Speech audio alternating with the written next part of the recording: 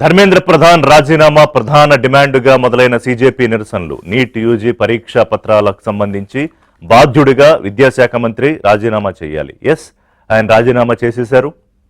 CJP నిరసనలు ఆగిపోయాయి. అందరూ ఇళ్లకు వెళ్ళిపోయారు. దాదాపు 35 రోజుల తర్వాత జంతర్ మంతర్ ఖాళీ అయింది. కానీ అక్కడతో అంతా అయిపోయిందా? అయిపోయింది అనుకుంటే పొరపాటే. ఆ తరువాత కీలకమైన డెవలప్మెంట్స్. ఒకటి, దేశంలో మొత్తం ఈ పరీక్షల వ్యవస్థని ప్రక్షాళన చేయడానికి కేంద్రం ఒక హై పవర్ టాస్క్ ఫోర్స్ని కమిషన్ చేసింది. నందన్ నీలేకని ఆధ్వర్యంలో. అందరూ చాలా ప్రామినెంట్ ఎక్స్పర్టైజ్ ఉన్న సభ్యులందరూ అందులో ఉన్నారు. ఎస్, వాళ్ళకి రిపోర్ట్ ఇస్తారు. అలాగే యాంటీ పేపర్ లీక్ బిల్లు, అది ఆల్రెడీ క్యాబినెట్లో అప్రూవల్ చేశారు, పార్లమెంట్లో టేబుల్ చేశారు. దాని మీద చర్చ ప్రారంభమైంది. ఇవాళ కూడా చర్చ కొనసాగుతుంది. అలాగే ఎవరైతే ఈ స్కామ్లో పాల్గొన్నారో వాళ్ళ మీద సిబిఐ ప్రోబ్ మొదలైంది. ఆల్రెడీ వాళ్ళు ఛార్జ్ షీట్ దాఖలు చేయబోతోంది. ఇప్పటికే 47 మందిపై వేటు వేశారు. అందులో ఉన్న రెగ్యులర్ ఎంప్లాయీస్ తక్కువ మందే. మేబీ ఈ ప్రక్షాళనలో భాగంగా అది కూడా ఫిల్ చేస్తారు. సో ఒకవైపున అన్నీ చాలా పాజిటివ్గానే కనిపిస్తున్నాయి. అలాగే ఎవరి మీద అయితే కేసులు పెట్టారో అక్కడ కొన్ని రాష్ట్రాలు ఉపసంహరించుకుంటున్నాయి. వెస్ట్ బెంగాల్, మహారాష్ట్ర ఇలాంటి చోట. సుప్రీంకోర్టు కీలకమైన ఆదేశాలు ఇచ్చింది. మైనర్ల మీద పెట్టిన కేసులను బ్లాంకెట్గా, అంటే అందరి మీద ఉపసంహరించుకోవలసిందే. ఎవరైతే క్రిమినల్ రికార్డు ఉందో, ఆందోళనలో హింసకు పాల్పడ్డారో వాళ్ళ మీద దర్యాప్తు కొనసాగించుకోవచ్చు అని ఇంటర్మ్ ఆర్డర్స్ ఇచ్చింది, మధ్యంతర ఉత్తర్వులు. సరిగ్గా ఇక్కడే ఒక మెలుకుంది, చెప్తా. సో కొత్త విద్యాశాఖ మంత్రి వచ్చేశారు, ప్రహ్లాద్ జోషి, సీనియర్ మినిస్టర్. ఆ విద్యాశాఖ మంత్రిని అయితే ప్రియాంక గాంధీ అలాగే రాహుల్ గాంధీ అయితే తీవ్రంగా ఆరోపించారు. రేపిస్టులకు సపోర్ట్ చేసే ఒక వ్యక్తిని దేశంలో విద్యార్థుల భవిష్యత్తును నిర్దేశించడానికి మీరు పెడతారా? ఇంకెవరూ లేరా క్యాబినెట్లో మంత్రులు, సీనియర్ మంత్రులు అని? అంతేనా? నిరసనలో పాల్గొన్న వాళ్లపై ఫేస్ రికగ్నైజేషన్తో, అంటే ఇప్పుడు కొత్తగా టెక్నాలజీతో క్లోజ్ మానిటరింగ్తో, ఏఐతో వాళ్ళ ఫేస్ రికగ్నిషన్ చేస్తే వాళ్ళ మీద ఏమేం కేసులు ఉన్నాయి, అందులో యాక్చువల్ విద్యార్థులు ఎవరు, క్రిమినల్స్ ఎవరు అంటే దాదాపు 1000 మంది క్రిమినల్ రికార్డ్స్ ఉన్న వాళ్ళు అందులో బయటపడ్డారు. వాళ్ళందరి పని పడతారు ఇప్పుడు వరుసగా. అలాగే హింసకు పాల్గొన్న, ఆందోళనలో హింసకు పాల్గొన్న వారి మీద కూడా కేసులు ఇంకా ఉన్నాయి. అందుకే అభిజిత్ దీప్కే, సిజేపీ ఫౌండర్, మేము మళ్ళీ భారీ నిరసన కార్యక్రమానికి పిలుపునిస్తాము. మీరు ఈ కోర్టు ఉత్తర్వులను అడ్డుపెట్టుకుని వీళ్ళని వెంటపడి మీరు తరిమితే కనుక మేము మళ్ళీ శాంతియుతంగానే అన్నాడు. అఫ్కోర్స్ సిజేపీ నిరసన శాంతియుతంగానే మొదలైంది. కానీ అందులోకి ప్లేట్ గన్స్ ఎందుకు వచ్చాయి? కొన్ని చోట్ల AK-47 ఎందుకు వచ్చాయి? బాష్పవాయు గోళాలు ఎందుకు వచ్చాయి? టియర్ గ్యాస్లు ఎందుకు వచ్చాయి? ప్రతి ఉద్యమము శాంతియుతంగానే ప్రారంభం అవుతుంది. కానీ అందులోకి కొన్ని అసాంఘిక శక్తులు చొరబడతాయి. వీళ్ళ కంట్రోల్ కూడా ఉండదు. ఒకసారి ఉద్యమం మొదలై అందులో ఈ స్థాయిలో జరిగిన తర్వాత నిరసనకారుల మీద దాడులు జరిగాయి. పోలీసులను తలలు పగలగొట్టారు. ఎవరు పగలగొట్టారు? విద్యార్థుల? Maybe not. అందులో చొరబడ్డ అసాంఘిక శక్తుల? ట్రక్కుల్లో కంకర్రాళ్ళు, ఇటుకలు వేసుకొచ్చిన వాళ్ళు ఎవరు? నిన్న ప్రియాంక గాంధీ ఒక ప్రశ్న అడిగారు. విద్యార్థులు ఉగ్రవాదుల? వాళ్ళ మీద బాష్పవాయు ప్రయోగాలు, పెల్లెట్ బుల్లెట్స్ వాడమని ఆర్డర్ చేసింది ఎవరు? ప్రధానమంత్రి, హోంమంత్రి అమిత్ షానా? సమాధానం చెప్పాలన్నారు. విద్యార్థులను ఉగ్రవాదుల్లాగా ట్రీట్ చేయడం కరెక్టా? అలాగే ఇప్పుడు వేసిన టాస్క్ ఫోర్స్ మీద కూడా హ్యాపీగా లేరు. ఎందుకంటే గతంలో అనేక కమిటీలు వేశారు, అనేక కమిటీలు, రిపోర్ట్లు ఉన్నాయి. దాదాపు 100కు పైగా అమెండ్మెంట్స్ చేస్తూ రిపోర్ట్స్ ఇచ్చినా పేపర్ లీక్ లాగలేదే. అండ్ బీజేపీ కూడా ఎదురుదాడి చేసింది. యూపీఏ హయాంలో ప్రధానంగా మొత్తం 22-25 ప్రధానమైన పరీక్షల పేపర్లు లీక్ అయ్యాయి. అప్పుడు ఎవరు రాజీనామాలు చేశారు, ఎవరు సమాధానం చెప్పారు అని చెప్పి అడిగారు. సో ఇది కాంగ్రెస్కో బీజేపీకో సంబంధించిన పొలిటికల్ వ్యవహారం కాదు. ముందుంచి మనం చెప్పుకుంటున్నట్టు దేశంలో కోట్లాది మంది విద్యార్థుల భవిష్యత్తుకు సంబంధించి, ఎందుకంటే మన దగ్గర ఈ కాంపిటేటివ్ ఎగ్జామ్సే ఒక విద్యార్థి తాలూకా భవిష్యత్తును నిర్ణయించే దీనిలాగా మారిపోయాయి, ఒక అస్త్రంగా మారిపోయాయి. అదేదైనా కానివ్వండి, నీటా లేకపోతే జేఈయా ఇంకోటా దాదాపు 10-15 ఏళ్ళు కష్టపడి ఒక ఎంట్రన్స్ ఎగ్జామ్ రాస్తారు. అది అది రద్దు చేసేస్తే అందుకే అంతమంది ఆత్మహత్యలు చేసుకున్నారు. ఎస్. ఇక బీజేపీ ఎంపీ కంగనా రనౌత్ నిరసనలో పాల్గొన్న విద్యార్థినులపై చాలా తీవ్ర కామెంట్స్ చేశారు. వాళ్ళకి అసలు బాధ్యత లేదు, చదువుకోరు, తల్లిదండ్రుల డబ్బుతో డ్రగ్స్ మద్యం సేవిస్తూ ఇలా పనికిరాని ఉద్యమాల్లో వచ్చి పాల్గొంటూ గట్టర్ అన్నారు. అంటే మురికి కాలువతో పోల్చారు కంగనా రనౌత్. సో దాని మీద సీజేపీ రియాక్షన్ విచిత్రంగా ఉంది. దాని మీద రియాక్ట్ అవ్వమని సీజేపీ ప్రతినిధులను అడిగితే సౌరవదాస్ని, అసలు కంగనా రనౌత్ని బీజేపీ వాళ్ళే పట్టించుకోరు, మేమెందుకు రియాక్ట్ అవ్వాలి అని. బట్ దాని మీద నిన్నంతా దేశవ్యాప్తంగా చర్చ జరిగింది. అంటే ఆ విద్యార్థులను ఉద్దేశించి చేసిన కామెంట్స్ మీద వాళ్ళైతే ప్రొటెస్ట్ తెలియజేస్తున్నారు ఇదే సోషల్ మీడియా వేదికగా. అండ్ కేంద్రం దాదాపు ప్రతి సోషల్ మీడియా పోస్టు అంటే కొంత అతిశయోక్తి అవుతుందేమో కానీ కొంత అనుమానాస్పదంగా ఉన్న అకౌంట్స్ మీద, పోస్టుల మీద తీవ్రమైన నిఘా పెట్టింది. ఇది ఇప్పుడే కొత్తగా పెట్టింది కాదు, గతంలో కూడా ఉంది. కానీ ఇప్పుడు జాతీయ భద్రతా చట్టం అమల్లో ఉంది, 3 నెలల పాటు అమల్లో ఉంటుంది. సో ఎందుకంటే సోషల్ మీడియా పోస్ట్తోనే కదా ఈ మొత్తం సీజేపీ ఉద్యమం మొదలైంది. గౌరవ సుప్రీంకోర్టు ప్రధాన న్యాయమూర్తి చేసిన ఒక కామెంట్, పరాన్న జీవులు కాక్రోచెస్ అన్న కామెంట్ తోటి మొదలైన ఉద్యమం కేంద్ర ప్రభుత్వంలో ఒక మంత్రి రాజీనామా చేసేదాకా వచ్చింది. దీన్ని స్ఫూర్తిగా తీసుకున్నారేమో. నిన్న యూపీలో జన్ ఆల్ఫా, ఇది వీళ్ళు జన్జీ ఉద్యమం, జన్ ఆల్ఫా అంటే ఆ తర్వాత, అంటే అంతా కలిపి 13-14 ఏళ్ల వాళ్లే ఉంటారు. 2013 తర్వాత పుట్టిన వాళ్ళు జనాల్ఫా. వాళ్ళు కూడా ఒక పాఠశాలలో సౌకర్యాలు సరిగ్గా లేవని ఉదయం 7 గంటలకు స్కూల్ ఓపెన్ చేసిన వెంటనే వాళ్ళు ఉద్యమం ఆందోళన మొదలు పెడితే సాయంత్రానికల్లా వాళ్ళు లైన్లోకి వచ్చేసారు. ఎస్, మేము బాత్రూములు పునరుద్ధరిస్తాం, లేకపోతే పడిపోతున్న గోడలు కడతాం, అట్లా. అంటే సీ ద పవర్ ఆఫ్ ఈ యాజిటేషన్స్. ఇప్పుడు E20కి సంబంధించి, ఇథనాల్కి సంబంధించి E20 పార్టీ అని ఇంకొకటి మొదలైంది సోషల్ మీడియాలోనే.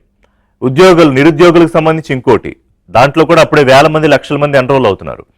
అంటే సీజేపీని స్ఫూర్తిగా తీసుకుని మొదలయ్యే ఇలాంటి నిరసనలు, ఉద్యమాలు, ఆందోళనలో దేనికి దారితీస్తాయి అనేది ఒకటి ప్రధానమైన అంశం. సో సుప్రీంకోర్టు ఇచ్చిన ఉత్తర్వులు ఒకటి, తర్వాత ప్రహ్లాద్ జోషి మీద చేస్తున్న విమర్శలు, కేసులు లేని మైనర్లను విడుదల చేయాలని చెప్పడము. సో ఇవన్నీ అంటే నీట్ యూజీ పరీక్షలకు సంబంధించి లీకేజ్ మీద సీజేపీ చేసిన ఉద్యమం ఆగిపోవడంతో దీనికి ఫుల్ స్టాప్ పడింది అనుకుంటే పొరపాటే పడలేదు. అనేక అంశాల మీద తిరిగి ఉద్యమాలు చేయడానికి వాళ్ళు సిద్ధమవుతున్నారు. అది నిరుద్యోగుల సమస్య కావచ్చు, ఇథనాల్ బ్లెండ్ పెట్రోల్కి సంబంధించి కావచ్చు, లేకపోతే ఇంకో సమస్య కావచ్చు, అవినీతి సమస్య కావచ్చు. వాళ్ళ మేనిఫెస్టో కూడా చూస్తే ఒక్కొక్క అంశాన్ని తీసుకుని ఎలా పోరాటం చేస్తారు అనే దానికి సంబంధించి ఉంది. కానీ సరిగ్గా ఇక్కడే చెక్స్ అండ్ బ్యాలెన్సెస్ లేకపోతే చాలా ప్రమాదాలు జరిగే అవకాశం ఉంటుంది. ఎందుకంటే దీని మీద ఒక చర్చ జరుగుతోంది. విదేశీ శక్తుల ఇందులో చొరబడే అవకాశం ఉందా, ఆల్రెడీ వాళ్ళ ఇన్వాల్వ్మెంట్ ఉందా, వాళ్ళకి ఎక్కడి నుంచి అన్న ఫండింగ్ వస్తుందా, ఇవన్నీ అఫ్ కోర్స్ అవి ఇన్వెస్టిగేటివ్ ఏజెన్సీస్ చేసే పని. అందులో ఎవరన్నా ఉంటే అది ఖచ్చితంగా, ఎందుకంటే ఇది భారతదేశానికి సంబంధించిన సమస్య మాత్రమే. మన ప్రధానమంత్రి మీద మనకేమన్నా అసంతృప్తి ఉంటే ఎస్, భారతదేశ ప్రజలుగా అడగచ్చు, కానీ వేరే వాళ్ళకి అవకాశం లేదు. ఇప్పుడు పాకిస్తాన్లో జన్జీ వాళ్ళు రీల్స్ పెడుతూ లేకపోతే వాళ్ళు హడావుడి చేస్తున్నారు. ముందు మీ దేశంలో ఉన్న పరిస్థితులు మీరు చక్కబెట్టుకోండి. భారతదేశం గురించి మాట్లాడే హక్కు, అర్హత రెండు మీకు లేవు పాకిస్తాన్ వాళ్ళకి. భారతదేశం మీద ఉగ్రవాదాన్ని ప్రేరేపించే దేశంగా ఉన్న పాకిస్తాన్లో ఉన్న జంజీలు మీ దేశంలో ఉన్న నాయకులకు చెప్పుకోండి అక్కడ ఏం చేయాలో, భారతదేశానికి చెప్పక్కర్లేదు. అండ్ ఎనీ అదర్ కంట్రీ, భారతదేశంలో సమస్యలు భారతదేశ పౌరులు తీర్చుకుంటారు. నిన్న ప్రియాంక గాంధీ కొన్ని చురకలేశారు. ఎందుకంటే ప్రధానమంత్రి ఇప్పుడు జంజీని ఫోకస్ చేసి ఆయన వర్టికల్ వీడియోస్ పెడుతున్నారు. సరే, దాని మీద విమర్శలు లేకపోతే ఏమొచ్చినా కోట్ల మంది చూశారు, ఆయనకి లక్షల మంది ఫాలోవర్లు పెరిగారు. కానీ సార్, మీరు మీ ఫోన్ యాంగిల్ మార్చడం మీద ఉన్న దృష్టిని విద్యార్థుల భవిష్యత్తు కోణాన్ని మార్చే దాని మీద పెట్టండి ఫోకస్, వాళ్ళ మనసులను అర్థం చేసుకునే దాని మీద పెట్టండి అని ఒక చురకలు అంటించారు. ఎనీవే, ఒక పొలిటికల్ ఫైట్ మొదలైంది, ఒక విద్యార్థి ఉద్యమం మొదలైంది, ఒక జన్జీ ఆందోళన పర్వం మొదలైంది, జన్ ఆల్ఫాలు కూడా మొదలైన నేపథ్యంలో ఏం జరగబోతోంది? పరీక్షకు పరిష్కారం దొరికిందా? దొరకాల్సి పార్లమెంట్ హీటెక్కుతోంది యాంటీ పేపర్ లీక్ బిల్లుతోటి. అంటే ఎస్, విపక్షాలు ఒప్పుకున్నాయి చర్చలో పాల్గొనడానికి, కానీ చర్చలో చాలా తీవ్రమైన వ్యాఖ్యలు చేస్తున్నారు విద్యాశాఖ మంత్రి. ఇప్పుడు మళ్ళీ ఎవరైతే ప్రహ్లాద్ జోషి వచ్చారో అసలు ఆయన నియామకాన్నే ప్రశ్నిస్తూ ముందుకెళ్తున్న చర్చ ఏ రకంగా సాగుతుందో చూద్దాము. బట్ ఓవరాల్ గా ఈ నిరసనలకు సంబంధించి ఇది కేవలం ఒక నీట్ యూజీ పరీక్షకి సంబంధించి మాత్రం జరిగిన ఆందోళనలాగే కనిపించడం లేదు. దేశవ్యాప్తంగా యువత, అది జన్జియో, మీరు జనాల్ఫానో, ఇంకోటో, whatever the name it is, యువత వాళ్ళ మనోభావాల్ని స్టేట్స్ అర్థం చేసుకోకపోతే, ప్రభుత్వాలు అర్థం చేసుకోకపోతే మేము ఏదైనా చెయ్యగలము అనే స్థాయికి ఈ నిరసనలు, ఆందోళనలు వెళ్ళాయా? అఫ్ కోర్స్ దాంట్లో పొలిటికల్గా కాంగ్రెసా లేకపోతే ఇతర పార్టీలు ఎనీవే ఉంటాయి, ఎందుకంటే అవి అంతకుముందు రాహుల్ గాంధీ ప్రశ్నించారు. బహుశా సిజేపీ ఉద్యమం తర్వాత దానికి ఎక్కువ ఫోకస్ ఉండొచ్చు, లేకపోతే ఎక్కువ ఆసక్తి కూడా ఉండవచ్చు. రైట్, దీని మీద చర్చలోకి మనతో పాటు సామా రామ్మోహన్ రెడ్డి గారు, తెలంగాణ కాంగ్రెస్ అధికార ప్రతినిధి, party media communications chairman, Peddireddy Ravikiran గారు, బీజేపీ అధికార ప్రతినిధి, పార్టీ ముఖ్య నాయకులు, Srujana Yadav garu, analyst and political economy researcher. Good morning Srujana garu, Ravikiran garu, Sama garu. Good morning. Srujana garu, I want to start with you. ఇప్పుడు ధర్మేంద్ర ప్రధాన్ రాజీనామా అనేది ప్రధానమైన డిమాండ్ కదా, అది నెరవేరింది. కేంద్ర ప్రభుత్వం for what ever the reasons రాజీనామా చేయించింది. కొత్తగా విద్యాశాఖ మంత్రి వచ్చారు. అలాగే ఒక హై పవర్డ్ కమిషన్ కూడా, టాస్క్ ఫోర్స్ను కూడా కమిషన్ చేసింది ప్రభుత్వం. అలాగే యాంటీ పేపర్ లీక్ బిల్లు కఠినమైన చట్టాలతోటి రూపొందించి దాన్ని చర్చకు పెట్టింది. So all done, all okay. కానీ ఇంకా కేసుల గురించో, మళ్లీ నిరసనల గురించో, మళ్లీ ఉద్యమాలు తీవ్రం చేస్తా ఉండమో, కొత్త విద్యాశాఖ మంత్రిపై విమర్శలు, ఇంకా రాజకీయమో ఎందుకు కొనసాగుతున్నాయి? మీరు ఎలా చూస్తున్నారు? అందరికీ నమస్కారం అండి, గుడ్ మార్నింగ్. ఇది మీరు అన్నంత సింపుల్ గా ఈ ఒకవేళ ఈ ప్రక్రియ ఇట్లా జరిగిపోతే ఇబ్బంది లేకపోతుండే. కానీ ఫస్ట్ రాజీనామా చేయడం అనేది చాలా లేట్ గా జరిగింది. ఒకటి, అది అందరికి కూడా తెలుసు. రెండు, ఈ రాజీనామా చేసి కొత్త వ్యక్తిని పెట్టే ప్రక్రియలో కూడా ఈ అధికార పార్టీ వాళ్ళు, ప్రభుత్వంలో ఉన్న వాళ్ళు దీన్ని ప్రెస్టేజ్ ఇష్యూ తీసుకుంటున్నారు. యాక్చువల్గా ప్రెస్టేజ్ అంటే ప్రజాస్వామ్యంలో కేబినెట్ కి రాజ్యాంగం ప్రకారం కలెక్టివ్ రెస్పాన్సిబిలిటీ ఉంటది. అంటే సమిష్టిగా మా అందరి బాధ్యత ఈ ప్రభుత్వాన్ని నడపడము. ఎక్కడైతే మేము ఇబ్బంది ఉన్నామో అక్కడ మేము వెనకకి వెళ్తున్నాము, ఈ ఇబ్బంది ప్రజలకు ఇబ్బంది కాకుండా ఉండడానికి మా ఆలోచనలో ఉంటాయని చెప్పడానికి అందులో ఈగో బ్యాటిల్ కి పోయి మేము ఎవరి ముందు తల వంచము, మమ్మల్ని అడిగేటోళ్ళు ఎవరు లేరు, మేము ఇన్విన్సిబుల్ అనే ఒక ఆలోచన విధానాన్ని పిల్లల మధ్య, ప్రజల మధ్యలోకి తీసుకొస్తే ఇట్లాంటి ఇబ్బందులు వస్తాయి అనేది నాకు గట్టి నమ్మకం. ఎందుకంటే రాజీనామా చేయడం అనే ప్రక్రియ చాలా ఇబ్బందిగా జరిగింది. కొత్తగా వచ్చిన వ్యక్తి మీద కూడా చాలా వరకు ఆరోపణలు ఉన్నవి. అవి మరి ఎంతవరకు నిజం అనేది, నిర్ధారణ ఏందనేది నేను పార్లమెంట్ లో కూడా జరిగినప్పుడు లోక్సభ రూల్ ప్రకారం అథెంటికేట్ చేయాలి, చేసినాకనే మాట్లాడాలని పెద్ద చర్చ కూడా జరిగింది. కాబట్టి వారి మీద ఆరోపణలు ఉన్నా ఏమున్నది ప్రజల ముందు పెట్టాలి, పర్లేదు అసలు ఎందుకనేది తెలుస్తుంది. కానీ లార్జర్ క్రైసిస్ ఏంటంటే ట్రస్ట్ క్రైసిస్. ఇందాక మీరు చెప్పినట్టు, అంటే నమ్మకం అసలు ఇది చేసే పనుల మీద ఉందా? ఆ నమ్మకం ఉండే ప్రక్రియలో నమ్మకం పెంచే యాక్టివిటీస్ చేయాలి తప్ప మీరు వీళ్ళని తిట్టడము, దూషించడము, వీళ్ళు సంఘ విద్రోహ శక్తులు అనడము, వీరు కాక్రోచ్లు అనడము, గట్టం నుంచి వచ్చిన, first of all it's very unparliamentary, అంటే బికమింగ్ ఆఫ్ అన్ అన్పార్లమెంటేరియన్. ఒకటేంటంటే ఇవాళ రాజకీయాలు ఎట్లా అయిపోయినాయంటే ఎవరు పడితే వాళ్ళు ఎంపీలు, ఎమ్మెల్యేలు అయిపోతే ఇట్లాంటి వాళ్ళే వస్తారు. గురించి మాట్లాడుతున్నారా? అవును. సో ఎవరికి పడితే వాళ్ళు మనం ఓట్లేసి ఏదో పార్టీ మీద పెడితే ఇట్లాంటి వ్యక్తులు కంగనా రనౌత్ ఏమన్నారు ఒకసారి, అంటే ఆడియన్స్ చాలా మందికి తెలియదు కదా, ఒకసారి చెప్తున్నాం.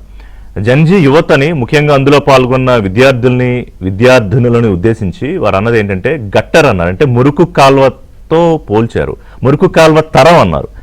అలాగే ఎలాంటి జవాబుదారితనం ఉండదు వీళ్ళకి, స్వేచ్ఛగా తిరుగుతారు, డ్రగ్స్ తీసుకుంటారు, ఆల్కహాల్ తీసుకుంటారు, తల్లిదండ్రుల డబ్బుల మీద ఆధారపడతారు, తర్వాత పాశ్చాత్య సంస్కృతిని అనుకరిస్తున్నారు, చదువు సంధ్యలు లేవు, కుటుంబ బాధ్యతలు లేవు. అసలు వీడి రీల్స్ చూస్తుంటే నాకు వాంతులు వస్తున్నాయి, సోషల్ మీడియాకే దూరంగా ఉండాలనుకుంటున్నాను. Yes, out you. కానీ అదే సోషల్ మీడియాని వారు ఏదైతే పార్టీలో ఉన్నారో, ఇప్పుడైతే ప్రభుత్వం ఉందో దాన్నే ముందుకు తీసుకెళ్లాలని అంటున్నారు. ఒకటేంటంటే నేను వీటిని లైట్ గా తీసుకోవాలి, పట్టించుకోవద్దు అనేది నేను అన్నాను, చాలా సీరియస్ గా తీసుకోవాలి. ఒకటి చెప్పాల్సింది ఏంటంటే దేశ యువత ఇప్పుడు కూడా ఆలోచించాలి, మనం ఎట్లాంటి వాళ్ళకు ఓట్లు వేస్తున్నాం, అది మహిళల పురుషులు అనేది కాదు. ఇట్లాంటి పార్లమెంటేరియన్ కి ఒక లోక్సభకి ఓట్లేసి పంపిస్తే వాళ్ళు ప్రజలని యువతని ఓట్లేసే వాళ్ళని ఇట్లా తిడుతున్నారంటేనే మనకు అర్థం అవ్వాలి వాళ్ళ ఆలోచన విధానం ఎట్లుందనేది.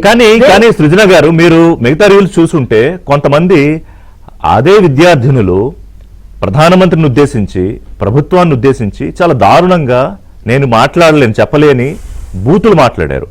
దానికోసం వాళ్ళు ఏమంటున్నారంటే దాన్ని మీరు ఎందుకు సీరియస్ గా తీసుకుంటున్నారు, ఇట్స్ జెన్జీ లాంగ్వేజ్ అంటున్నారు. అంటే బూతులు మాట్లాడడం, తిట్టడం జెన్జీ లాంగ్వేజ్ ఎలా అవుతుంది?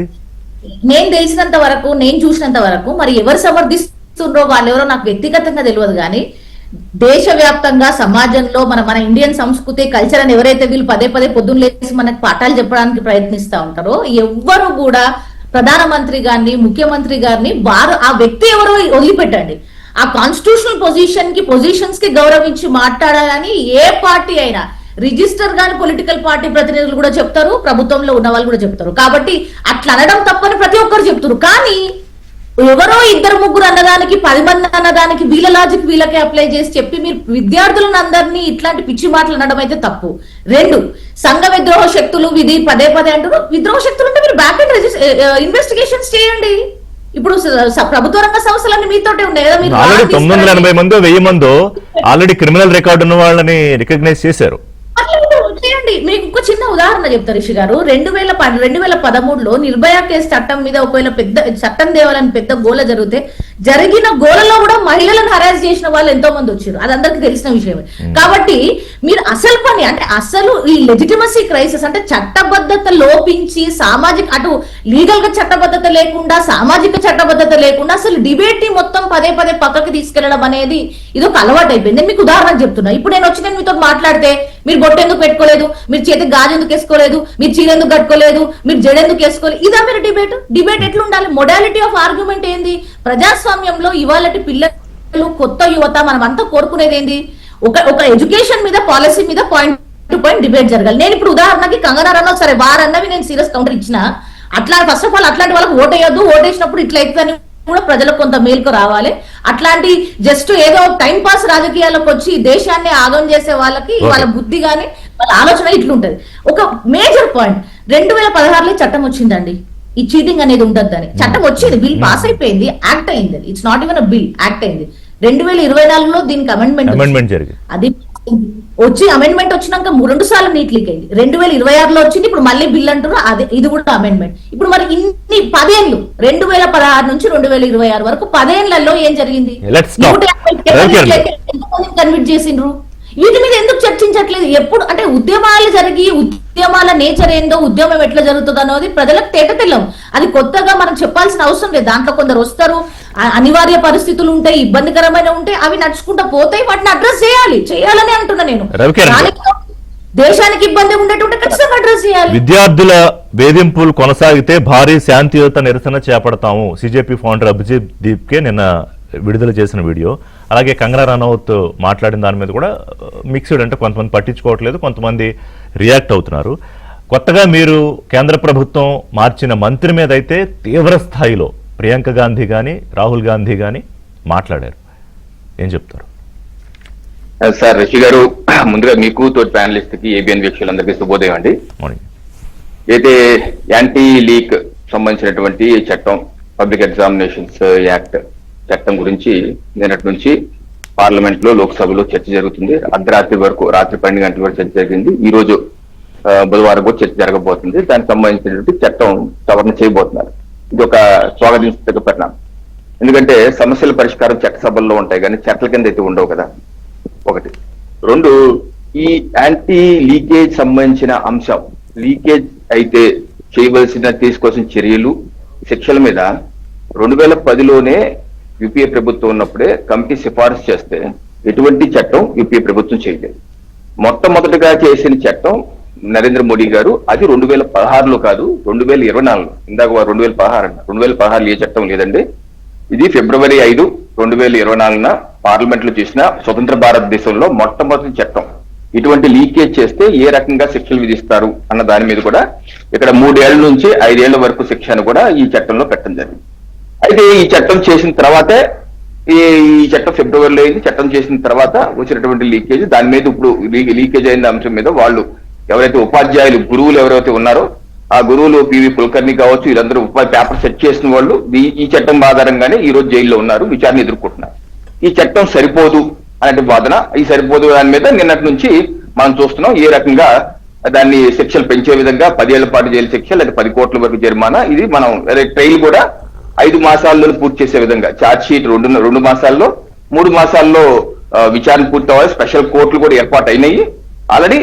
అప్పీల్ చేసుకుంటే కూడా అది ఆయన కూడా 3 మాసాల టైం లిమిట్, అంటే 8 మాసాలు ఇది క్లోజ్ అయిపోయే విధంగా బలిష్టమైన చట్టం తీసుకొస్తున్నారు.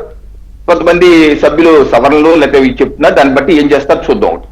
అదొక అంశం. రెండో అంశం ప్రహ్లాద్ జోషి గారు. ప్రహ్లాద్ జోషి గారు కొత్తగా మంత్రి అయ్యారండి. ఆయన ఏమన్నా గత 12 ఏళ్ళుగా మంత్రిగానే ఉన్నారు కదా ఆయన. మరి ఆ 12 ఏళ్ళుగా లేని ఇబ్బంది ఇప్పుడే వచ్చేసింది అంటే రాహుల్ గాంధీ గారికి రేపిస్టుల మద్దతు తెలియజేస్తే మరి ఆ రోజు ఎందుకు చెప్పలేదు, ఈ రోజు ఎందుకు చెప్తున్నారు? రోడ్డు మీద ఏదన్నా మాట్లాడచ్చు, అది పార్లమెంట్ లో మాట్లాడటానికి ఆధారాలు ఉండదు. పార్లమెంట్ లో రికార్డ్ అయిన వెర్షన్ లో మాట్లాడారు ప్రియాంక గాంధీ. రేపిస్ట్స్ అనే వర్డ్ ఆవిడ పార్లమెంట్ లో యూజ్ చేశారు. అది ఆవిడ యూజ్ చేశారు కాబట్టి వెంటనే లేచి ఆధారాలు చూపించమన్నారు. చూపించలేదు కాబట్టి ఆ రికార్డుల నుంచి ఆ మాటలు తొలగించారు. పార్లమెంట్ లో చల్లదండి, రికార్డులు చూపించాలి. రేపు బహుశా రాహుల్ గాంధీ గారి మీద పరువు నష్టం దావా వేయచ్చు. ఇటువంటి అనేకమైన విషయాలు నరేంద్ర మోడీ గారిని అనేకమైన తిప్పిపోశారు ఆయన. అనేక కేసులేని అనేక సార్లు ఆయన కోర్టుకు కూడా వచ్చి రాహుల్ గాంధీ గారి క్షమాపణలు కూడా చెప్పుకున్నారు. ఆయన కొత్త ఏం కాదు, క్షమాపణలు చెప్ప ఒక లిస్టే ఉంది ఆయన దగ్గర. అదొకటి. అండ్ ధర్మేంద్ర ప్రధాన్ గారికి రాజీనామా చేసిన తర్వాత పార్లమెంట్ ఆవరణలో సన్మానాలు చేశారేంటి? నిన్న ఒడిశా వెళ్తే అసలు విపరీతంగా ఆయనకి వెల్కమింగ్ అంతా ఎయిర్పోర్ట్ దగ్గరకు వచ్చి, అంటే ఆయన రాజీనామా చేసిన నేపథ్యం వేరు, జరుగుతున్న పరిణామాలు వేరు. వస్తాను దానికి ఏదైతే మరి క్వశ్చన్స్ దానికి కూడా వస్తాను. ప్రియాంక వాద్రా గారు మాట్లాడుతూ వారేంటి ఏమంటున్నారు, ఆవిడ ఏదన్నా ఒక చక్కటి సూచనలు నేను చేశారండి. ఈ రోజు మీరు చాలా ఉపద్ఘాతం ఇంట్రడక్షన్ ఇచ్చారు, అలాంటి సూచన ప్రియాంక వాద్రా గారు ఇచ్చారు అని మన అక్కడ మాట్లాడుకోవట్లేదు కదా. ఆవిడేమంటున్నారు, టాస్క్ ఫోర్స్ ఏర్పాటు చేసిన వాళ్ళ మీద కూడా ఆరోపణలు చేస్తున్నారు. టాస్క్ ఫోర్స్ చైర్మన్ గా నందన్ నీలకంఠ, ఆయన ఎవరంటే 2014 కాంగ్రెస్ పార్టీ ఎంపీ అభ్యర్థి కదా, కాంగ్రెస్ పార్టీ వ్యక్తి కదా, ఆయన కూడా కో ఫౌండర్. ఇంకో ఆయన్ని గోమూత్రం అంటున్నారు. ప్రొఫెసర్ కామాక్షి గారు, ఆయన ఎవరు పద్మశ్రీ అవార్డు గ్రహీత, ఐఐటి ప్రొఫెసర్, పిహెచ్డి, అనేక పేటెంట్స్ ఉన్నాయి. ఆ స్వదేశీయంగా అభివృద్ధి చేసిన మైక్రోచిప్ శక్తికి దేశం ఆర్టిఫిషియల్ ఇంటెలిజెన్స్ కి ఆయన చైర్మన్. ఇటువంటి అలాగే 500 పైగా స్టార్టప్స్ కి ఆయన ఆద్యుడు, పద్మశ్రీ అవార్డు గ్రహీత. ఆయన పట్టుకొని ఏం మాట్లాడుతున్నారండి? ఇదా ఆలోచన విధానం మన పార్లమెంట్ తీసుకొచ్చేది? ఇటువంటి వ్యక్తులు మరి ఏమి భావజాలం మనం తీసుకొస్తున్నాము అంటే ఏమి, అంటే కన్స్ట్రక్టివ్నెస్ ఎక్కడా లేదు దాని గురించి, ఎక్కడ సూచనలు సలహాలు ఏమి లేవు దాని గురించి. ఈ రకం విషయం చిమ్మేస్తా ఉంటే ఏ రకంగా కుదురుతుందండి? నాలుగోది కంగనా రనౌత్ గారు. సార్ ఇప్పుడు రిషి గారు, మీకు నాకు ఆంధ్రప్రదేశ్ రాష్ట్రంలో గత 2 సంవత్సరాలుగా జరుగుతుంది సోషల్ మీడియా వేదిక గా ఏ రకమైనటువంటి బూతులు దండగాలు ఎత్తుకొని తిడుతున్నారు. మనం చాలా డిబేట్లు చేశాం. ఇటు రీసెంట్ గా ప్రశ్న జోసెఫ్ రావ్ అనే విషయంలో ఆయన ఏమన్నారంటే డిప్యూటీ సీఎం గారిని నోట్లు అంతే అన్నాడు. అంతే ప్రజలకి ఆదేశాలు కట్టలు తెంచుకుంది కానీ చంద్రబాబు నాయుడు గారిని ఏ రకంగా తిట్టారు, పవన్ కళ్యాణ్ గారి పిల్లల్ని ఏ రకంగా తిట్టారు. అదే కాదు షర్మిలారెడ్డి గారిని వరద రవీందర్ రెడ్డి ఏ రకమైన ఆరోపణలు చేశారండి, లేకపోతే భారతిరెడ్డి గారిని టీడీపీ సోషల్ మీడియా కార్యకర్త ఏ రకంగా చేస్తే ప్రభుత్వం అతని మీద కూడా చర్య చేసి జైల్లో పెట్టిందా లేదా? సోషల్ మీడియాలో ఉన్నటువంటి బూతుల పర్వానికి కట్టడి చేయడానికి టాస్క్ ఫోర్స్ రాష్ట్రంలో ఏర్పాటు చేస్తున్నావా లేదా? మనం మాట్లాడుతున్నాం దాని గురించి. మరి ఇదే ప్రధానమంత్రి నరేంద్ర మోడీ గారిని అమ్మనా బూతులు తిడుతూ వాళ్ళ అమ్మని దూషిస్తూ మాట్లాడుతుంటే వాళ్ళందరినీ ఏ రకంగా సభ్య సమాజం క్షమిస్తారండి? విద్యార్థులు తప్పనిసరిగా ఎవరైనా సరే ఉద్యమించవచ్చు, లేపచ్చు, ప్రశ్నలు అడగచ్చు. బాధ్యతలు, హక్కులతో పాటు బాధ్యతలు కూడా ఉంటాయి. ఈ రోజు ఆ ఉద్యమంలో నేను చూపిస్తున్న list, Delhi police registration list, మన సుప్రీంకోర్టు కూడా సబ్మిట్ చేసిన లిస్టు. 2873 మంది క్రిమినల్ రికార్డు ఉన్న వాళ్ళు దానిలో పాల్గొన్నారు. ఇది పూర్తి లిస్టు సుప్రీంకోర్టు ఇచ్చారు. దీనిలో మర్డర్ కేసులు ఎదుర్కొన్న వాళ్ళు 101 మంది ఉన్నారు. మర్డర్ కేసు ఎదుర్కొంటున్న వాళ్ళు 101 మంది ఉన్నారు. మర్డర్ కేసు దీనిలో 10 కన్నా ఎక్కువ మర్డర్లు చేసిన వాళ్ళు 12 మంది ఉన్నారు. అటెంప్ట్ మర్డర్ కేసు చేసిన 52 మంది ఉన్నారు. డకాయితీ రాబరీ కేసులు ఉన్నవాళ్ళు, వీళ్ళందరూ కేసులు ఉన్నవాళ్ళండి 284 మంది ఉన్నారు. రేపు చేసిన వాళ్ళు కేసులు ఎదుర్కొన్న వాళ్ళు 61 మంది ఉన్నారు. పోస్కో చట్టం పిల్లల్ని మొలెస్ట్ చేసిన వాళ్ళు 6 ఉన్నారు. అలాగే మహిళల్ని మొలెస్ట్ చేసి 25 మంది ఉన్నారు. అక్రమంగా తుపాకులు కలిగిన వాళ్ళు 229 మంది ఉన్నారు. వీళ్ళందరినీ ఏ రకంగా మనం క్షమిస్తామండి? క్రిమినల్ రికార్డు ఉన్న వాళ్ళు ఏ రకంగా దీంట్లోకి క్రిమినల్స్ వచ్చారు? వదిలిపెట్టకూడదు. అండ్ ఉద్యమం పేరుతో మన దేశ ప్రధానమంత్రిని బూతులు తిట్టిన వాళ్ళని కూడా క్షమించాలని నేను చెప్పట్లా. ఉద్యమం వేరు, ఆందోళన వేరు, నిరసన వేరు. ఇందాక అదే చెప్పా, జంజీకి బూతులు తిట్టడం కామనే అంటే no, that will not be allowed. అదొక న్యూ నార్మల్ అయిపోకూడదు కదా దేశంలో. ఎస్ రామారామన్ రెడ్డి చెప్పండి. తప్పనిసరిగా Yes, ఒక్క okay, నిమిషం, okay. ఒక్క నిమిషం. రిషి ఒక్క గారు నిమిషం conclude చేస్తాను. నేను అనేది ఏంటంటే, ప్యానల్ ఉన్న పెద్దలకి నాకున్న టైం నాకు ఇచ్చారా ఇవ్వలేదు? ఇస్తా, మళ్ళీ రవికిరణ్ గారు మీ దగ్గరికి వస్తా. యా రిషి గారు ముందుగా మీకు ప్యానల్ ఉన్న పెద్దలకి అండ్ ఏబిఎం ప్రేక్షకులందరూ గుడ్ మార్నింగ్. కంగనా రనౌత్ గారి యొక్క వ్యాఖ్యలు, ఆమె ఒక పిచ్చిది, ఎడ్డిది, MP, she's an బుర్ర MP. తక్కువది, బుర్ర తక్కువది. కాబట్టి రిషి ఈ గారు, generation she's an MP. No, no. She's an MP. అంటే ఎంపీ అన్నప్పుడు నీకు బాధ్యత నువ్వు మాట్లాడు. గటరాని ఎట్లా మాట్లాడతావు? జెన్జీని గటరాని ఎట్లా మాట్లాడతావు? పిల్లల్ని పెంచుడు చేత కాదని పేరెంట్స్ని ఎట్లా అంటావు? పిల్లల్ని పెంపకం చేత కాదని పేరెంట్స్ని ఎట్లా అంటావు? మురికి కాలువలు వామిటింగ్ వస్తుంది వాళ్ళని చూస్తుంటాను ఎట్లా అంటావు? వామిటింగ్ వస్తే దొబ్బ ఇంకో దేశానికి ఎడతానా? no. ఈ దేశంలో ఉంటున్నటువంటి యువతని పట్టుకొని, Don't use that word. కోట్ల మంది యువతని పట్టుకొని నువ్వు నాకు వామిటింగ్ వస్తుంది వాళ్ళని చూస్తుంటే, ఏది డ్రగ్స్ తీసుకునేటోళ్ళు, ఆడేటోళ్ళు, ఇష్టం వచ్చినట్టు వ్యవహారాలు చేసేటోళ్ళు, what the hell your an MP? అదే అంటున్నాం, భారతదేశ ప్రజాస్వామ్యంలో as an MP if you are exercising your right, 100% జనాలు కూడా అదే రైట్ ని ఎక్సర్సైజ్ చేస్తారు. Responsible గా మాట్లాడాలి. ఈమె చరిత్రను ఒకసారి చెప్తా నేను. ఈమె చరిత్ర ఇప్పుడు మాత్రమే మహిళల్ని కించపరిచింది కాదు. ఈమెను ఎందుకు పెట్టుకున్నారు అంటే, మహిళల నుంచి ఏదైనా వస్తే అదే మహిళల యొక్క రైట్స్ ని కట్టెలు చేయడానికి ఆమెను పెట్టుకున్నారు అక్కడ. సరే, ఆమె ఎడ్యుకేషన్ క్వాలిఫికేషన్స్ గురించి మాట్లాడుతుంది, చదువు సంధ్యలు లేవని. ఈమెకి ఎంత చదువు సంధ్య ఉందండి? ఈమెకి ఎంత ఉంది? ఈ రోజు ఆడబిడ్డల్ని పట్టుకొని, దేశ ఆడబిడ్డల్ని పట్టుకొని పరీక్ష యొక్క ఏమంటారు పేపర్ లీకేజ్ అయింది వచ్చి ప్రజాస్వామ్యబద్ధంగా రోడ్డు మీదకి ఎక్కితే, ఈ రోజు ఉంటున్నటువంటి తరాన్ని మొత్తం మురికి కాలువ, వాళ్ళని చూస్తే వామిటింగ్ వస్తుంది, వామిటింగ్ వస్తుంది, నీకు అక్కడ ఉండబుద్ధి కాకపోతే వెళ్ళిపో, ఇంకెక్కడికన్నా పో. పిల్లల పేరెంట్స్ కి పెంపకం చేత కాదు, who the hell are you? ఇదే 3 రైతు నల్ల చట్టాలప్పుడు కూడా ఆడికి పాపం వృద్ధులు మహిళలు వచ్చేసేసి ఆడ కూర్చుంటే 100 రూపాయలకి కిరాయిలకు వచ్చిన వాళ్ళు అని చెప్పి మాట్లాడింది. నేను ఒకసారి గుర్తు చేస్తా ఉన్నా, ఇదే మహిళల్ని పట్టుకొని 3 నల్ల చట్టాలప్పుడు కూడా 100 రూపాయలు ఇస్తే వచ్చి కూర్చునేటోళ్ళు వీళ్ళంతా అని చెప్పి మాట్లాడిండ్రు. ఆమె యొక్క వ్యాఖ్యలలో మహిళల పట్ల ఎక్కడన్నా మీకు గౌరవం కనిపిస్తుందా? మరి నేను చదువుకున్న వాళ్ళకి నాకైతే కనిపిస్తలేదు, నేను అందుకనే మాట్లాడుతున్నా. Yes, youth of this nation are frustrated. నేను ఇంకోటి కూడా అంటా ఉన్నా, రవికిరణ్ గారు మాట్లాడతారు. రవికిరణ్ గారు పాపం ఏదో అందులో క్రిమినల్ కేసులు ఉన్నాయి, వాళ్ళందరూ వచ్చారు. వాళ్ళందరూ వచ్చిన వాళ్ళని బీజేపీ ఇండ్యూస్ చేసిన వాళ్ళే. Go through there background. చెప్తున్నారు మీరు? స్టూడెంట్స్ యొక్క ప్రొటెస్ట్ కట్టెలు చేయడానికి వచ్చిన వాళ్ళు కొంతమంది వాళ్ళని కూడా డిటైన్ చేసిండ్రు. ఇప్పుడు నేననేది ఏంటి అని అంటే, ఎంతమంది మీద కేసులు, వాళ్ళ యొక్క ప్రొఫైల్స్ మొత్తం బయటకు పెట్టండి, వాళ్ళ హిస్టరీ మొత్తం బయటకు తీయండి. జస్ట్ నంబర్ చదవడం కాదు. I'm Poynting this. నా స్ట్రైట్ క్వశ్చన్ ఏంటిది అని అంటే, విద్యార్థులు అహింసావాదంగా అక్కడ ఒక నిరసనను తెలియజేస్తుంటే లాఠీలు పట్టుకొని పోలీస్ డ్రెస్లలో వచ్చిన వాళ్ళని అదే విద్యార్థులు సోషల్ మీడియాలో ఎక్స్పోజ్ చేసిండ్రు. క్రిమినల్ రికార్డ్స్ ఉంటున్న వాళ్ళు పోలీసుల యొక్క లాఠీలు ఎట్లా పట్టుకున్నారని. దానికి నేను అవసరం లేదు, సోషల్ మీడియా ఓపెన్ చేసి మీరు ఒకసారి చేయండి. ఎవరు ఆ యొక్క ఉద్యమాలను కట్టెలు చేయడానికి వచ్చారు? ఏ బీజేపీ నేతలు వాళ్ళని పంపించారు? దీని మీద విచారణ చేయండి అని అంటున్నాం. ఈరోజు ఉత్తమం మాట్లాడేసేయచ్చు విద్యార్థులను మొత్తం కూడా. ఆ రోజు కూడా ఈ పెద్ద మనిషి ఇదే ఛానల్లో కూర్చొని చెక్ చేస్తారు అన్నాడు. ఎవరిని చెక్ చేసిరో వారం రోజులలో తెలిపోయింది. దయచేసి అట్లాంటి భాషలు, అహంకారంతో అధికారంలో ఉన్నాం కదా అని చెప్పి ఇష్టం వచ్చినట్టు మాట్లాడొద్దు. ప్రజాస్వామ్యంతో పెట్టుకోవద్దని ఆ రోజు చెప్పినా ఈ రోజు కూడా చెప్తా ఉన్నా. నోరు అదుపులో పెట్టుకొని మాట్లాడాలి ఎప్పుడైనా. అది కంగనా రనౌత్ గారు కావచ్చు, ఎవరైనా కూడా కావచ్చు. నిన్న ఒక కేరళలో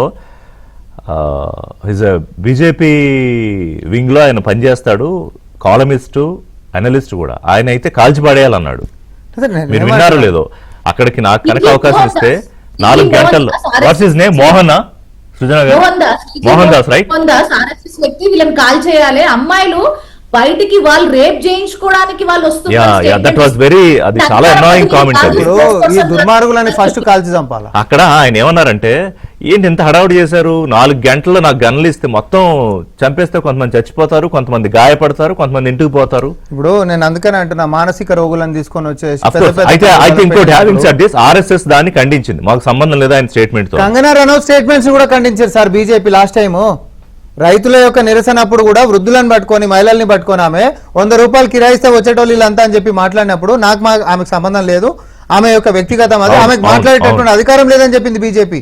అడగండి రికార్డ్స్. కానీ ఇంకోటి చెప్తా మీకు, నిన్న రేణుకా చౌదరి మీ పార్టీ ఎంపీయే కదా, వారు వెంటనే దాని మీద ఖండించి మాట్లాడారు పార్లమెంట్లో. బట్ నిన్న ఒక జాతీయ ఛానల్లో ఈవినింగ్ డిబేట్లో కూర్చోబెట్టి ఆ ప్రశ్న అడిగితే ఆ కొన్ని గంటల్లో మరి ఆవిడ మనసు ఏం మార్చుకున్నారు, నో నేను మహిళల గురించి కామెంట్ చేయను, సరే ఆమె కూడా పాపం కష్టపడి వచ్చింది, అది వదిలేద్దాం అని మాట్లాడడానికి ఇష్టపడలేదు. విత్ ఇన్ జస్ట్ 4 to 5 ఇప్పుడు సార్ నేను ఒక్కటే మాట చెప్తున్నా, ఎక్కడైనా కూడా ఇప్పుడు నేను లైవ్ టీవీలోనే ఉన్నా, ఈ పిల్లల కోసము ఈ దేశ భవిష్యత్తు కోసమే మీరు రిప్రజెంటేటివ్స్, అంతకుమించి మీకు పెద్ద బాధ్యత లేనే లేదు. కానీ మీరు ఈ దేశం యొక్క యువతను పట్టుకొని తీవ్రవాదులని అని చెప్పి ఆపాదించి, లేకపోతే పనికిరాని గట్టర్ అని చెప్పి ఆపాదించి, వారి యొక్క పేరెంట్స్ని మీ పెంపకం చేత కాదని చెప్పి నువ్వు ఆపాదిస్తే, నువ్వు అంతకంటే నీ జీవితంలో ఏదైనా బెటర్ చేసినటువంటిది ఏదైనా ఉన్నప్పుడు మీరు ఇంకొక విషయం మీద మాట్లాడాలి. మరి వాళ్ళు బూతులు తిట్టడాన్ని ఎట్లా సమర్థిస్తారు? నేను ఇప్పుడు ఇప్పుడు ఏ అంశాన్నైనా ఇప్పుడు మీరు అది అడిగారు, నేను దాన్ని సమర్థించాను, అట్లా అడగండి నేను చెప్తా, సమర్థించాను.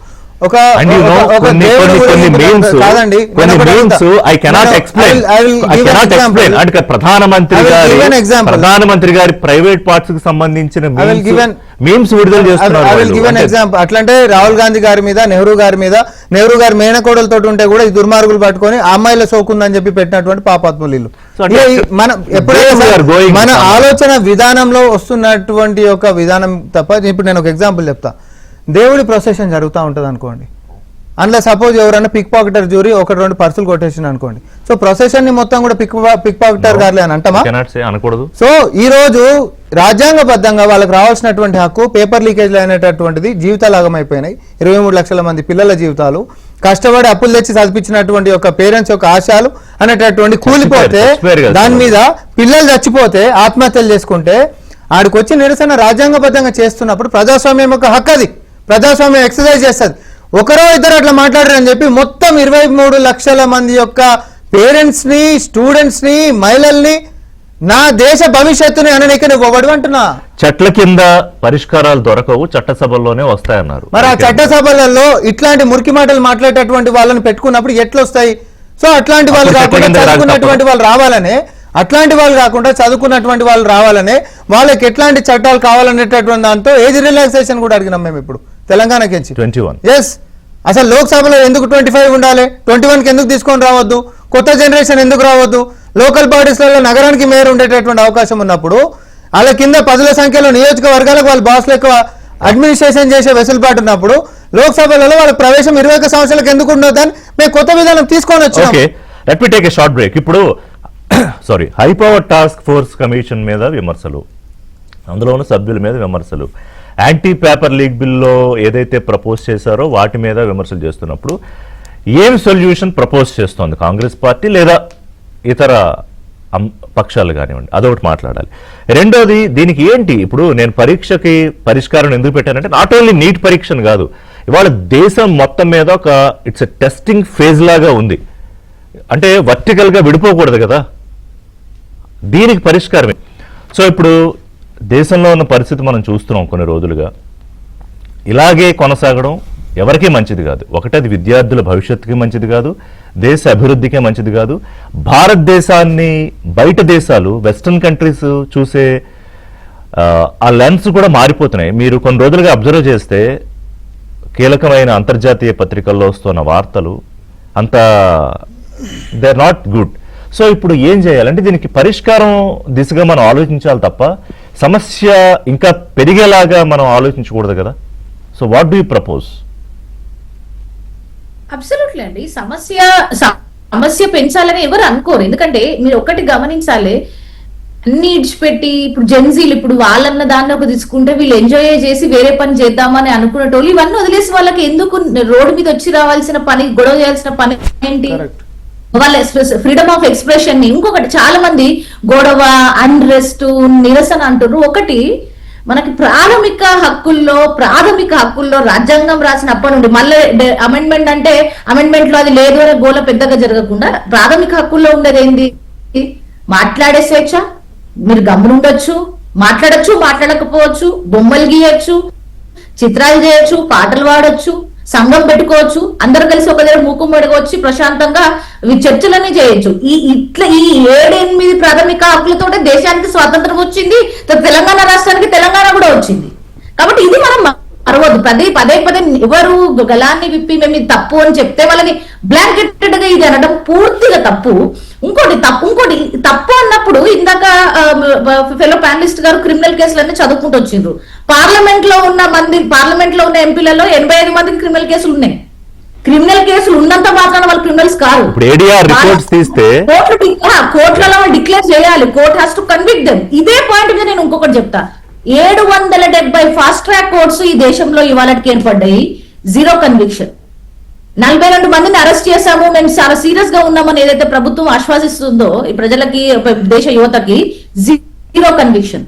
బీహార్ లో జరిగినప్పుడు 2004లో ఇదే అన్నారు. సిబిఐ ఎంక్వైరీ చేసింది, సుప్రీంకోర్టు ముందుకు వచ్చి ఇందాక వారు అన్నారు 2010లో అయింది, 2016లో వచ్చింది. సార్ అది చట్టం, నేను చదివాను, చట్టం ఇది పార్లమెంట్ లో రికార్డ్ లో ఉంటుంది. చట్టం అంటే 2016 అంటే నేనేమంటున్నా, చట్టం మీద చట్టం తీసుకురావడం ఏ ప్రభుత్వం అయినా అది పెద్ద గొప్ప విషయం ఏం కాదు, వాళ్ళ పనే అది. కాబట్టి ఇప్పుడు ఎట్లుందంటే నేను రోజు ఆఫీస్కి పోతున్నా, నేను మంచి వ్యక్తిని అంటే అది కాదు.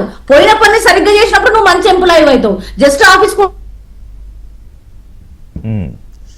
చట్టం పెట్టడం వల్ల మంచి ప్రభుత్వాలు కాదు, చట్టాన్ని సరిగ్గా అమలు పరిచి అటు ఇబ్బందిలో ఏ నేపథ్యంలో చట్టాలు తెచ్చిండ్రో అట్లాంటి పరిస్థితి. సుజనా గారు, I'm finding some difficulty with your connection.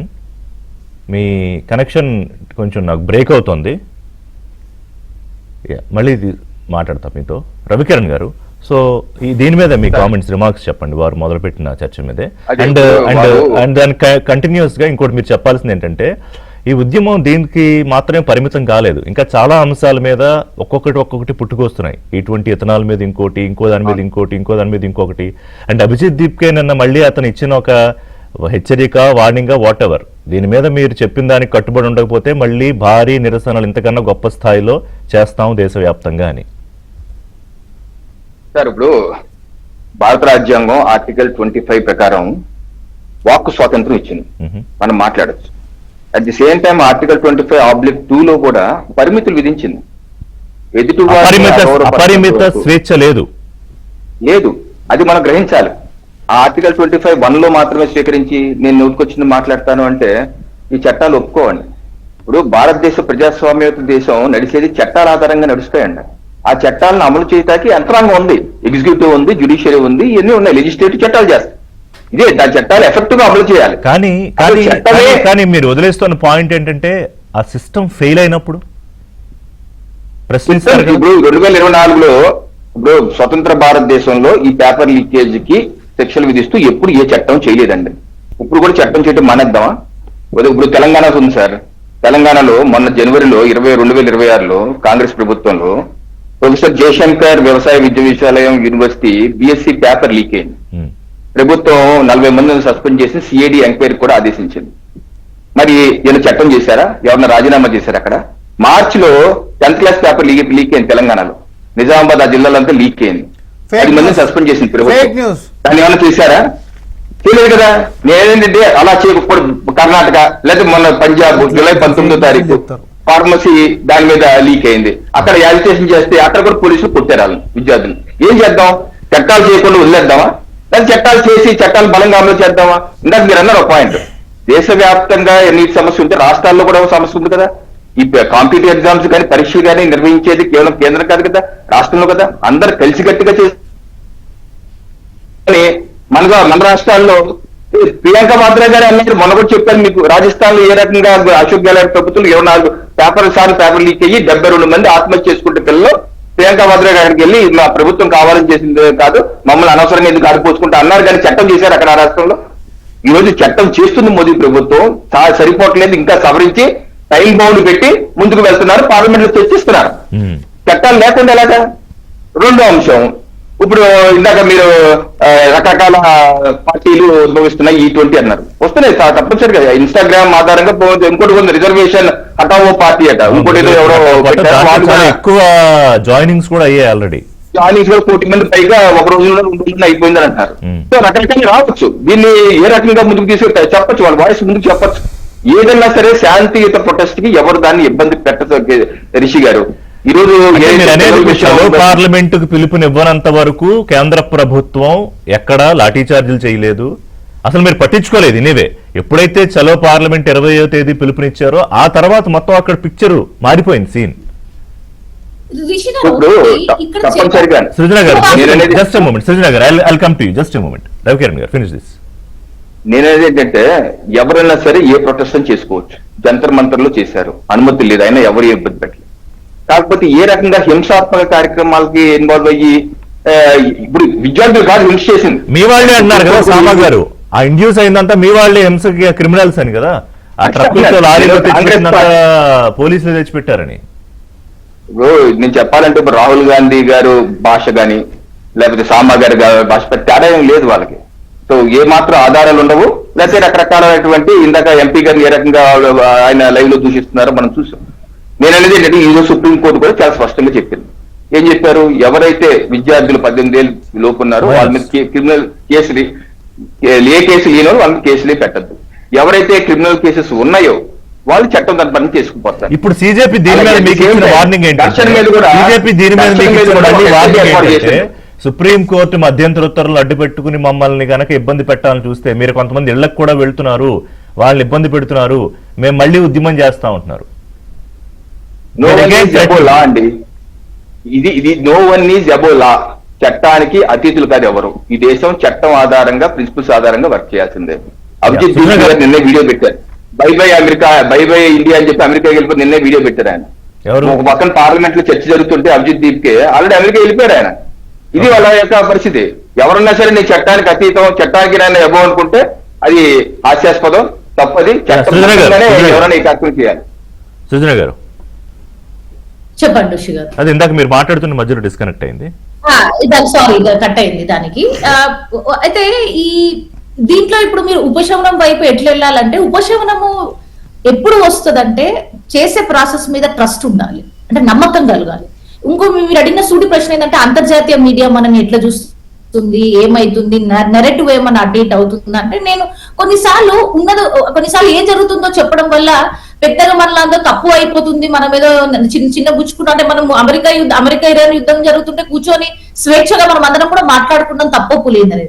కాబట్టి ఇంటర్నేషనల్ మీడియా ఎవరైతే రిపోర్టింగ్ చేసినారో, ఇన్ఫాక్ట్ అంటే మీరు చాలా దేశాలలో, యూరోపియన్ దేశాలలో, వెస్టర్న్ దేశాలలో చూసుకున్నట్లయితే మన ఇండియాలో లాగా ఒకరికే 3-4 ఫార్మ్స్ ఆఫ్ మీడియా కంట్రోల్ అనేది ఉండదు. కాబట్టి కొంతవరకు ఇండియాలో ఏంటంటే ఒకటే వ్యక్తికి ఒక 30-40 ఛానల్ ఉండడం, ఒకటే వ్యక్తికి 10 న్యూస్ పేపర్లు ఉండడం, అట్లాంటి కొంత control of media individual state లో ఉంది.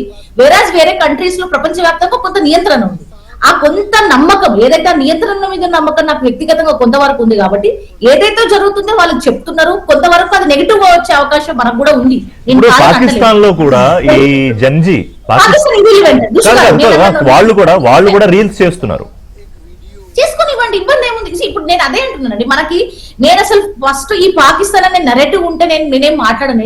ఎందుకంటే పాకిస్తాన్ ఎంత దేశం అండి, చిన్న మన భారతదేశంలో ఒక రాష్ట్రంతో సంబంధించిన జీడిపి కాదు, రాష్ట్రంతో సంబంధించిన గ్రోత్ కాదు. మనం అసలు వాళ్ళ గురించి ఎందుకు తెచ్చుకోవాలి? ఈ ఇండియా పాకిస్తాన్ ఎన్నోళ్ళు చేద్దాము, ఇది మీరు అసలు అది అవసరం లేదు ఈ డిబేట్ లో. పాకిస్తాన్ కాదు, ఆఫ్ఘనిస్తాన్ కాదు, అంటార్టికాలో ఉన్న 2-3 స్టేషన్లు ఉన్నాయి, మనకు కొన్ని స్టేషన్లు ఉన్నాయి, అక్కడ రీసెర్చ్ చేయాలి, ఆ స్టేషన్లలో రీల్స్ పెట్టుకున్నా ఇలాంటి ఇబ్బంది లేదు. నేను ఒకటి చెప్తుంది ఏంటంటే, ఈ మొత్తం డిబేట్ ని భారతదేశంలో ఇంతవరకు ఇంత విస్తృతంగా జరిగిన ప్రప్రథమంగా జరిగిన ఒక ఎడ్యుకేషన్ వ్యవస్థని ఎట్లా బెటర్ చేయాలనే జరిగే చర్చ ఇది. నేను ఇంతవరకు ఎక్కడ చూడలేదు. ఈ చర్చని స్లోగన్స్ ఇట్లా చేసిండ్రు, వాళ్ళు ఇట్లన్నారని ఈ ఏవైతే ఇంప్లిమెంట్ ఉంటాయి వాటిని డైల్యూట్. ఇప్పుడు ఈ హై పవర్ టాస్క్ ఫోర్స్ ఇచ్చే రిపోర్టు, లేకపోతే ఈ యాంటీ లీగ్ బిల్లు, దీంతో వ్యవస్థ ప్రక్షాళన సాధ్యమేనా? నేను అందుకే దాని మీద 2 క్వశ్చన్లు అడుగుతున్నాను. ఇందాక మిత్రులు ఆంధ్రప్రదేశ్ నుంచి వచ్చిన మిత్రులు వాళ్ళు 2-3 చెప్పారు చట్టసభలో, ఇవన్నీ సామెతలు, ఇవన్నీ ముచ్చట చెప్పడానికి బాగుంటది, కానీ ప్రభుత్వంలో పార్టీ ఉన్నప్పుడు అవి కుదరదు. నేను ఒకటే చెప్తున్నాను, నేను 3 సార్లు ఈ చట్టాలు తీసుకొచ్చి అమెండ్మెంట్స్ చేసిండ్రు, ఎందుకు ఇన్నిసార్లు చేయవలసి వచ్చింది? ఒక ప్రశ్న. రెండో ప్రశ్న, నేషనల్ టెస్టింగ్ అనే ఏజెన్సీ అది ఎలాంటి స్టాట్యూటరీ బాడీ కాదు, అంటే స్టాట్యూట్ అంటే ఎలాంటి చట్టం దాని వెనకలేదు. It's society registration. అంటే మన ముగ్గురు ఈ ప్యానెల్లో ఉన్న వాళ్ళందరం కలిసి కూడా పెట్టుకోవచ్చు. ఒకటి టెస్టింగ్ ఏజెన్సీ, ఋషి టెస్టింగ్ ఏజెన్సీ, సృజన టెస్టింగ్ ఏజెన్సీ, మనం కూడా పెట్టుకోవచ్చు. అంటే ఇట్స్ సొసైటీ, దానికి ఎలాంటి చట్టబద్ధత లేదు. ఎందుకు లేదు? ఇంత సీరియస్ ఎగ్జామ్ మీకు 2020 నుంచి జరిగే ఇన్ని లీకులు అవుతుంటే మీరు ఒక సొసైటీ రిజిస్ట్రేషన్ యాక్ట్ కింద ఇట్లాంటి బాడీని ఎట్లా నడిపారు? 3 ఇట్లాంటి ఒక ఎగ్జామ్ నడిపేదాన్ని మొత్తం మీరు 90% అవుట్ సోర్సింగ్ ఎట్లా ఇచ్చిండ్రు? ఒక సీరియస్ ఒక సిట్టింగ్ ఐఏఎస్ ఉంటే దాన్ని చూడాలి కదా, ఎగ్జామినేషన్ చూడాలి కదా, అడ్మినిస్ట్రేషన్ నడవాలి కదా. ఎగ్జామ్ చేసేటోళ్ళకి ఎందుకు లేదు? ఉదాహరణకి జిఆర్ఈ ఎగ్జామ్ ఉంది, సింపుల్ ఎగ్జామ్. జిఆర్ఈ ఎగ్జామ్ ఇట్లాంటి వాటికి 600 మంది రీసెర్చర్స్ ఉంటారు, 400 మంది టోఫల్ ఎగ్జామ్ వెనక ఉంటారు. ఇవి క్వాలిఫైయింగ్ ఎగ్జామ్స్ అయినప్పటికీ ఆ లెవెల్లో పకడ్బందీకి సీరియస్నెస్ దీంట్లో ఎందుకు లేదు? మూడో ప్రశ్న, ఈ హై పవర్డ్ కమిటీ ఎందుకు ఆల్రెడీ ఇంతకు ముందు కమిటీ ఉన్నాక ఆ కమిటీ రికమెండేషన్స్ ఎందుకు జరపలేదు? ఇప్పుడు కొత్త కమిటీ ఎక్కువ టైం లేదు, ఇద్దరు మాట్లాడాలి. సృజన గారు, సామా మీరు మాట్లాడే ముందు వెరీ క్విక్ రెస్పాన్స్ కావాలి. రవికిరణ్ గారు ఇప్పుడు 2-3 పాయింట్లు అడిగారు కదా, if you can answer quick response. ఇప్పుడు చట్టం చేసింది 2016 కాదు 2024లో చేశారు చట్టం, ముందు అది వెరిఫై చేసుకోండి. రెండు, ఈ దేశంలో రాజ్యాంగం కాదు ఇప్పుడు అనేక మార్లు రష్య గారు రాజ్యాంగాన్ని అనేక మార్లు సవరించుకున్నాం. అంటే ఏంటి, మన రాజ్యాంగం అక్కర్లేదనా? చట్టాలు ఎన్నోసార్లు సవరించుకున్నాం. 2024 చట్టంలో ఫాస్ట్ ట్రాక్ కోర్టులు ఏర్పాటు చేయటం, టైం బౌండ్ గా తీర్పులు ఇవ్వటం అన్నది దాంట్లో లేదు ఆ చట్టంలో. అది మనం సవరించుకుంటున్నాం. ఇంకా చట్టాలు సవరణ చేస్తే అది తప్పు, నేరం, ఘోరం అన్నట్టు మాట్లాడితే ఇంకే రకంగా ఈ దేశం పరిపాలించాలని? అది చట్టాల మీద నమ్మకం లేదు. చట్టాల మీద నమ్మకం లేదా?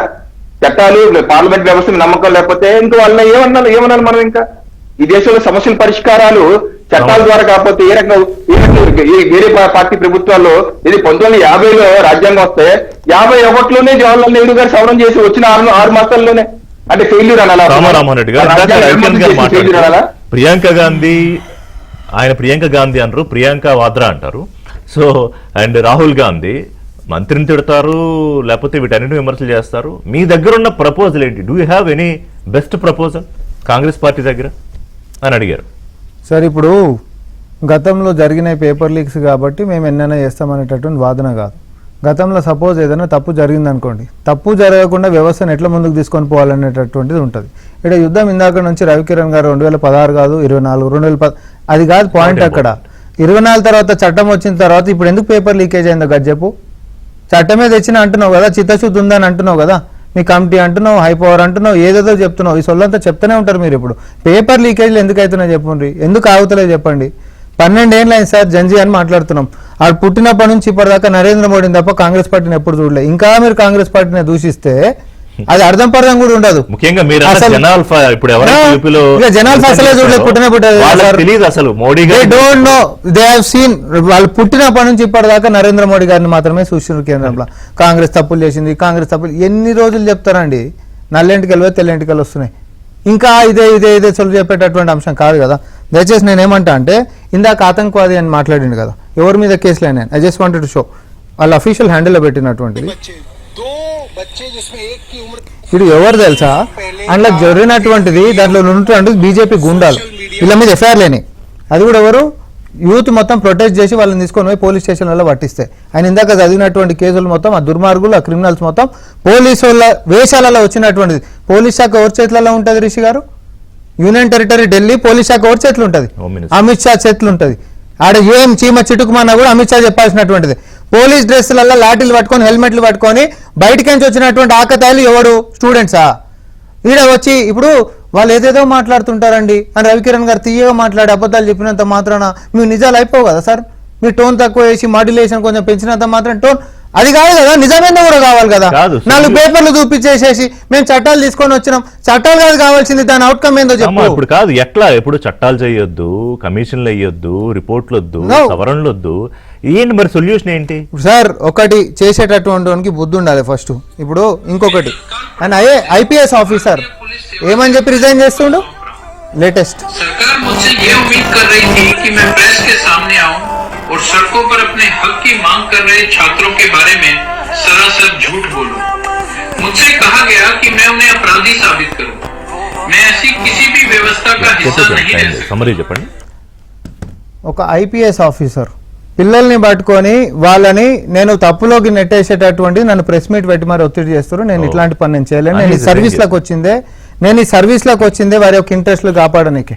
విద్యార్థులు రోడ్డు మీదకి వచ్చి డెమోక్రాటిక్ గా కొట్లాడుతున్నప్పుడు వాళ్ళ మీద తప్పుడు కేసులు పెట్టి వీళ్ళందరూ తప్పులు తగ్గ చూపించమంటే నా వల్ల కాదని చెప్పి రాజీనామా చేస్తున్నటువంటిది. రవికిరణ్ గారు, మీరు ఎన్ని చెప్పినా మీరు ఈరోజు మాట్లాడుతున్నటువంటి భాష, తీసుకొచ్చినటువంటి విధానం, గుల్పించినటువంటి లాఠీ, పేల్చినటువంటి తూట అన్ని గుర్తుపెట్టుకుంటారు. ఈ రోజు దేశం మీద భక్తి ఉంటున్నటువంటిది అక్కడ ఉంటున్నట్టు ప్రతి స్టూడెంట్ ఒక భగత్ సింగ్ లెక్క కనిపిస్తున్నారు.